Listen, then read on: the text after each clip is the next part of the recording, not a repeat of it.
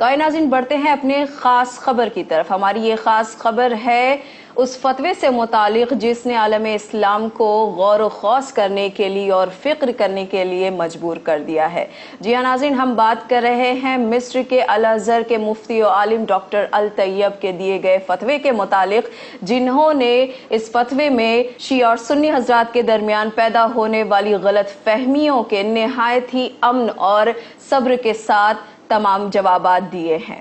پچھلے دنوں Egyptian channel پر دیے گئے انٹرویو میں بتائے گئے وہ تمام سوالات کے جوابات جنہیں دیے تھے الازہر کے مفتی و عالم ڈاکٹر الطیب نے، اور اس ٹی وی چینل پر پوچھے گئے یہ سوالات اور ان کے جوابات کچھ اس طرح تھے۔ پہلا سوال، آپ کے مطابق کیا شیعہ عقائد میں کوئی پریشانی نہیں ہے؟ الطیب نے کہا بالکل نہیں، بلکہ 50 سال پہلے شیخ محمود شلتوت جو کہ الازہر کے چانسلر بھی تھے، انہوں نے یہ فتویٰ جاری کیا تھا کہ شیعہ فقہ اسلامی فقہوں کا 5واں فقہ ہے، جیسے 4 فقہ اسلام میں پہلے سے ہی موجود ہیں۔ دوسرا سوال، ہمارے بچے شیعہ اسلام سے کافی متاثر ہو رہے ہیں، اسے اپنا رہے ہیں، ایسے میں ہم کیا کریں؟ ایسے بچوں کو اس فقہ کو اپنانے دیں، انہیں تبدیل ہونے دیں۔ کیا ہم کچھ کہتے ہیں جب کوئی مالکی یا حنفی جماعت کو چھوڑ دیتا ہے؟ یہ بچے بس 4تھے فقہ کو چھوڑ کر 5ویں فقہ کو اپنا رہے ہیں، جو کہ لائق تنقید نہیں ہے۔ شیعہ اب ہمارے رشتہ داروں میں سے ہوتے جا رہے ہیں، ان کے بچے ہمارے بچوں سے نکاح کر رہے ہیں، اس پر آپ کیا کہیں گے؟ انہوں نے جواب دیا، اس میں غلط کیا ہے، نکاح ہم مذہب سے جائز ہے۔ پھر سوال کیا گیا، ایسا کہا جاتا ہے کہ شیعہ حضرات کے پاس الگ قرآن مجید ہے۔ اس پر انہوں نے جواب دیا، یہ تمام دقیانوسی باتیں ہیں اور غلط فہمیاں ہیں، اور نہ ہی ان کا قرآن ہم سے الگ ہے، اور نہ ہی ان قرآن کی سورہ الگ ہیں ہماری قرآنی سوروں سے۔ 23 سعودی عرب کے علماء نے فتویٰ جاری کیا ہے کہ شیعہ کافر ہیں۔ الطیب نے جواب دیا، مسلمانوں کے لیے فتوے جاری کرنے کی الازہر کے پاس ہی اتھارٹی ہے، اس لیے اس کے علاوہ جاری ہونے والے سارے فتوے بے معنی اور جعلی ہیں۔ تو پھر آخر فرق کہاں باقی رہا؟ شیعہ اور سنی میں کیا فرق ہے اور ان کے کیا معنی ہیں؟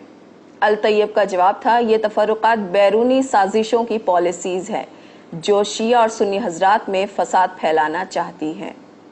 ان کا اگلا سوال، میرے پاس نہایت سنجیدہ سوال ہے، اور وہ یہ کہ شیعہ حضرات ابو بکر اور عمر کو نہیں مانتے، تو پھر آپ کیسے کہہ سکتے ہیں کہ یہ مسلمان ہیں؟ الطیب نے جواب دیا، ہاں یہ حضرات نہیں مانتے، پر کیا ابو بکر اور عمر کو ماننا اسلامی قوانین میں شامل ہے؟ ابو بکر اور عمر کی کہانی تاریخی ہے، ان کا اسلام کے بنیادی عقائد و قانون سے کوئی لینا دینا نہیں۔ ان سوالات پر حیرت زدہ ہوتے ہوئے ایک اور سوال کیا گیا کہ شیعہ حضرات کا بنیادی مسئلہ ہے، اور وہ یہ ہے کہ شیعہ حضرات کہتے ہیں کہ ان کا امام وقت 1000 سالوں سے اب بھی زندہ ہے۔ الطیب نے جواب دیا، ہو سکتا ہے کہ وہ زندہ ہوں، کیوں، کیا یہ ممکن نہیں ہے؟ پر یہ کوئی ضروری نہیں ہے کہ ہم سنی حضرات بھی ان کی طرح اس پر عقیدہ رکھیں۔